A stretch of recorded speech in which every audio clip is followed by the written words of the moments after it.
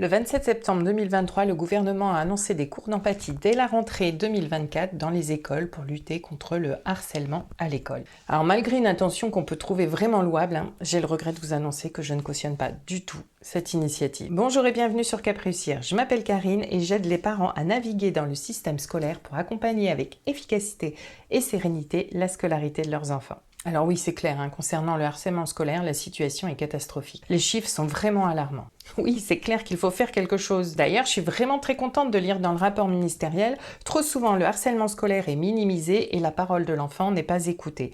Nous allons donc former les élèves, les parents, tous les membres de la communauté éducative. Écoutez les enfants, former les adultes, je suis à 200% d'accord. Est-ce que ça veut dire qu'on va proposer autre chose que le mode de fonctionnement punitif actuel qui ne fonctionne pas ? Là aussi, je suis OK. Bon alors Karine, il est où le problème? Former les adultes, OK, mais de quelle formation parle-t-on? Alors dans Le Parisien, j'ai lu cette méthode Free for Phobéry, inspirée du Danemark, qu'on pourrait traduire par libérer du harcèlement, vise à travailler les compétences émotionnelles et psychosociales des enfants. Alors une question me vient là tout de suite. Reconnaître dès la maternelle les émotions sur les visages va permettre de lutter notamment contre le cyberharcèlement au collège?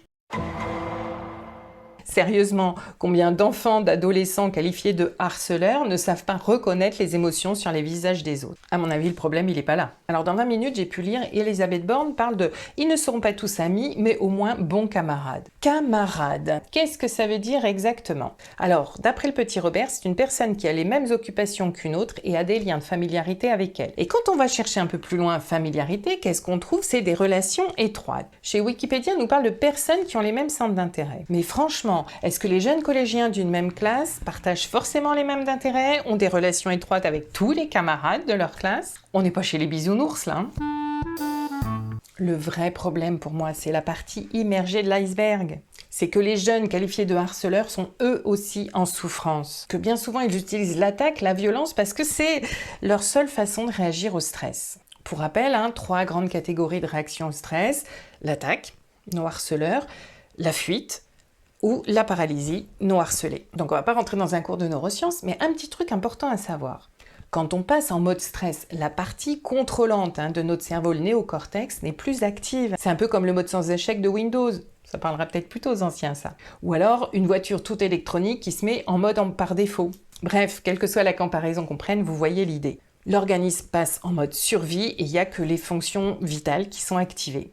Et l'attaque, quand on sent un danger, c'est une fonction vitale pour rester en vie. Donc notre ado qui s'est montré vraiment méchant avec un de ses camarades, qu'est-ce qui se passe? Quand son stress diminue un petit peu, qu'il revient à la normale, il peut éprouver un grand sentiment de culpabilité, qui va être encore plus accentué avec ces fameux cours d'empathie où on lui a appris à reconnaître les émotions des autres, etc., etc. Et un autre truc aussi, à mon avis, qu'on parle pas assez, c'est cet effet de groupe qui bien souvent provoque cet effet de harcèlement. Et là, notre jeune qui a harcelé son camarade, quand il sort de son mode stress, il peut se trouver aussi très tiraillé entre continuer à dire des méchancetés, des trucs pas sympas pour faire partie du groupe auquel il essaye d'appartenir, ou arrêter pour se montrer en empathie avec le harcelé et à son tour être exclu du groupe. Alors là, c'est le cas du jeune qui arrive à avoir un retour à la normale. Mais c'est pas le cas de tous. Pour certains, ils peuvent rester dans ce mode attaque, violence, etc. Donc qu'est-ce qui va se passer? Ils vont eux se sentir en mode victime. Ils se considèrent, oui, comme les victimes, que ce soit du jeune qu'ils ont harcelé ou d'autres personnes, que ce soit le fameux groupe, dont on parlait, l'institution, les profs, les parents, etc. Et le deuxième truc important à savoir, c'est que tant que nos besoins essentiels ne sont pas satisfaits, on ne peut pas être à l'écoute des autres, on ne peut pas être en empathie. Donc, est-ce que apprendre à reconnaître les émotions sur les visages des autres, se rendre compte qu'on a été méchant, va permettre à contrôler cette pulsion d'agressivité? Petite question pour vous.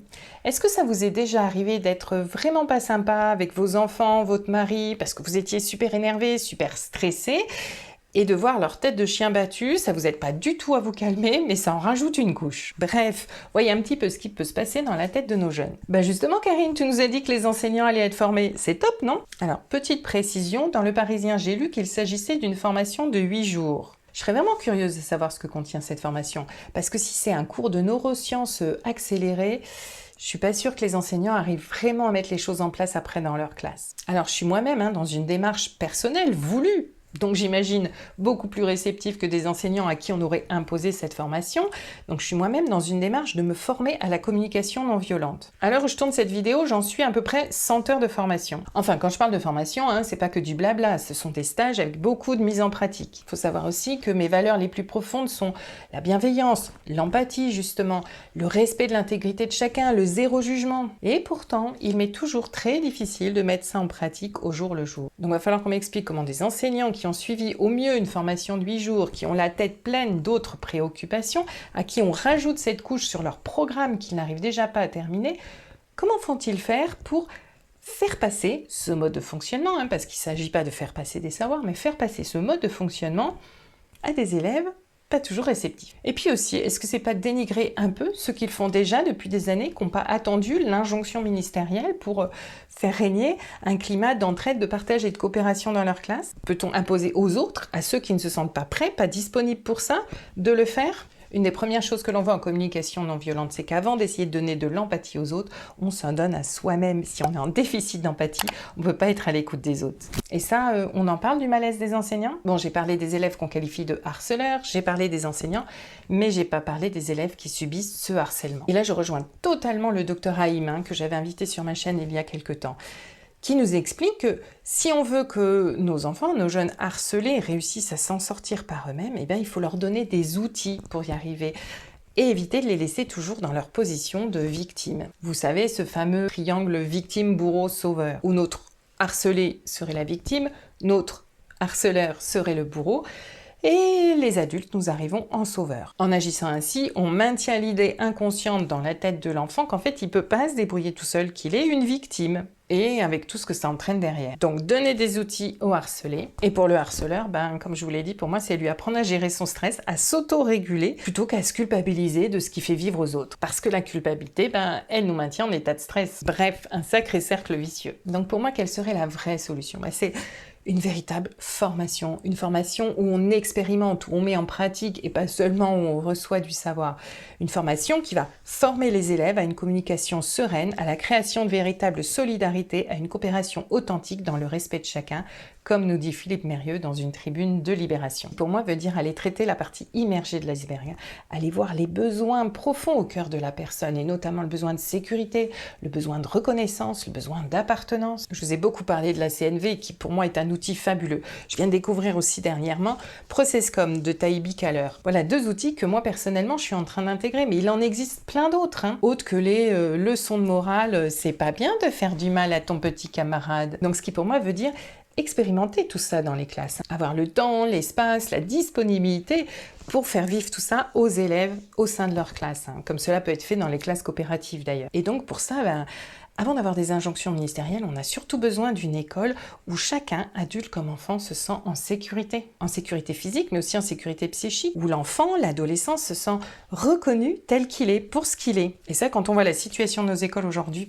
ça me semble un peu compliqué. Le ministre Gabriel Attal a parlé de plus d'humains sur le terrain. Qu'est-ce qu'on met derrière cette phrase-là? Moi, encore une fois, je rejoins Philippe Mérieux qui nous dit « C'est pourquoi il est indispensable de travailler sur la mise en place, dans les écoles, collèges et lycées, de dispositifs à taille humaine, où les élèves puissent vivre, s'exprimer, communiquer et construire leur citoyenneté, accompagnés par une équipe d'adultes solidaires. » Ça, qu'est-ce que ça veut dire? Qu'il faudrait que le système, le gouvernement, mette un peu plus la main à la pâte au lieu de pondre des injonctions qui vont faire porter la responsabilité sur le dos des enseignants et des parents. Parce que quand on parle d'écoles vraiment sécures où règne la coopération aujourd'hui, est-ce que c'est ce qu'on voit autour de nous? L'empathie règne-t-elle vraiment en maître dans les établissements? Nos jeunes ont-ils le modèle d'adultes qui parlent avec empathie et bienveillance? Et les émissions de télé? Ça fait longtemps que je regarde plus la télé, mais les téléréalités ne sont pas passées sur les dénonciations, l'élimination du plus faible, etc., etc.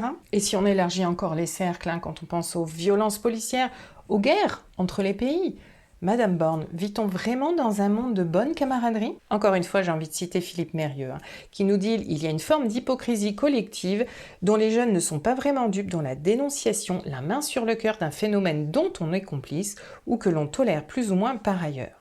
Il est temps de passer de la cohérence à la cohérence. » Dans son communiqué de presse, le ministre Gabriel Attal finit en disant « La peur doit changer de camp et disparaître ». Veut-on faire disparaître la peur, monsieur Attal, ou la faire changer de camp? Pour moi, les deux ne sont pas compatibles. Souhaite-t-on une société de futurs citoyens capables de s'autoréguler parce qu'ils auront appris à déjouer les pièges de leur cerveau, passer en mode réflexe, en mode stress, ou des futurs citoyens qui plient sous la peur de la réprimande? Bref, en mettant en place ces cours d'apathie, on est encore en train de chercher des coupables, soit les harceleurs, les enseignants qui n'ont pas fait leur boulot, les parents qui n'ont pas non plus fait leur boulot. Mais on ne remet pas en cause le fonctionnement général, et notamment la place d'Internet, des réseaux sociaux dans la vie de nos jeunes. Mais ça, c'est un autre sujet, hein. J'en parle déjà dans cette vidéo que je vous invite à aller voir sur le vrai danger des écrans. Et puis, je vous mets ici l'entrevue complète avec le Dr Haïm sur le harcèlement scolaire. On se retrouve tout de suite ici ou là. Bye!